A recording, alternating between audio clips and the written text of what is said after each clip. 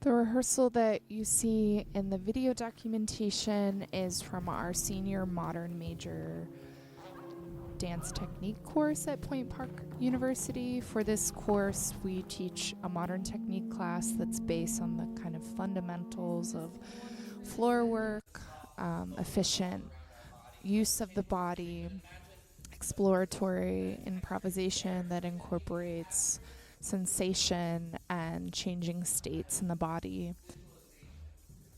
My name's Anna Thompson. I'm a choreographer, facilitator, vocalist, sound artist, and co-founding artistic director of Slowdanger based out of Pittsburgh, Pennsylvania. Unboxing our body, unboxing our somatics, our skeleton, take in breath, move the tongue around in the mouth, breathe the eyes really fast, shrug the shoulders, shake the bum, whatever you need to kind of... My name is Taylor Knight. I am a performance and sound artist based in Pittsburgh, Pennsylvania, and I am the co-artistic director of Slowdanger. The most interesting thing I've experienced as an artist over the years is just the nature of creating body-based work. Working with my body as the primary and central medium comes with constant mystery and inevitable change. As I've gotten older into my practice, there are things I understand more confidently or more concretely about my body, or where I want to put my energy, or what my entry points into a practice is. But our bodies are not machines. They can't repeat the same thing identically more than once. Even if it's the same step or set of choreography, it's inherently always going to be different. We live in a culture that seeks to commodify art, that seeks to view it as a product. And the body is rebellious against that in nature. It's an ephemeral art form. Performance is ephemeral. It slips through your fingers the second you try to grasp it. It's a decaying substance. The body is dying as soon as you are born into this world. It's growing and dissolving and transforming at the same time. So it's not a fixed object. And we live in an art consumer culture that is not quite educated on performance. So we're often educating people through the act of performing, through the act of existing as performance artists.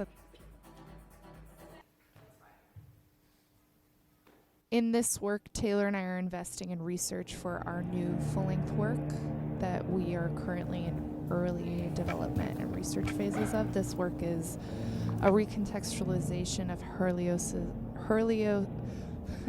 Hector Berlioz's Symphonie Fantastique through the lens of a contemporary framework, recontextualizing its misogynistic central narrative to its core themes in this particular movement called Seen from a Field.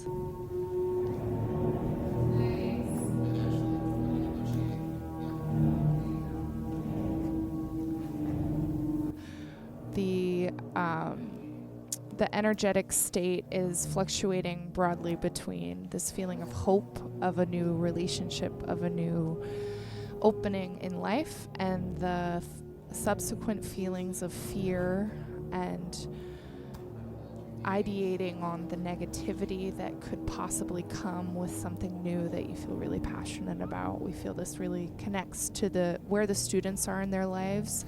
They're seniors, they're about to graduate from school, they're about to move into the real world, they're auditioning, they're facing rejection, they're facing their dreams and the possibility of their future. And I think we all face that at different moments in our lives, of these things that we really want, these really emergent desires that we have, and the fear that we have of rejection or not being able to hold them in our hands in the way that we might expect or want them to emerge in our lives.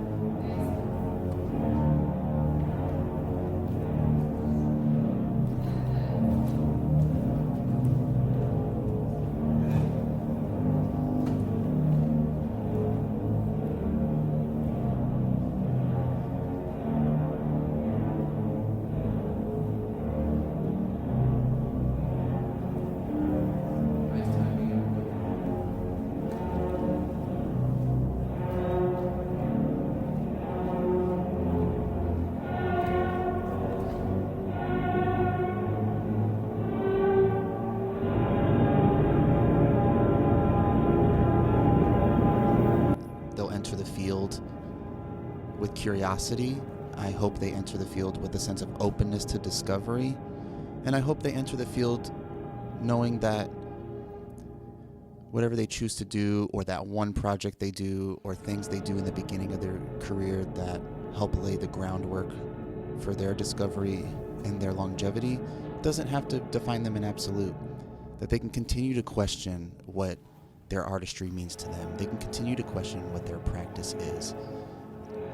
And as I mentioned, the field is changing. There is different language around queerness and different language around making than there was whenever I was graduating school. So I hope that these students continue to bring that sense of wonderment and questioning into each thing they do. I would imagine that some of them stay within the field. I would imagine that some of them perhaps leave the field. I would imagine that some of them reframe on what their involvement with the field means. There's so many ways a quote-unquote career in performance can look like. That can be administrative, that can be organizational, that can be supportive in different ways. But I hope they can stay tethered to the notion that they are an artist and that they have a practice, and that even in the times when maybe they don't have a lot of gigs, or they're in a space of the unknown where they don't know what they want to do next, that they don't know what city they should move to, or they aren't sure about the current job or gig they have, that they can remember that they have a foundation of discovery and a foundation that supports them, that each experience they've had doesn't have to teach them that that's what they want to do, that learning what they don't want to do is extremely valuable.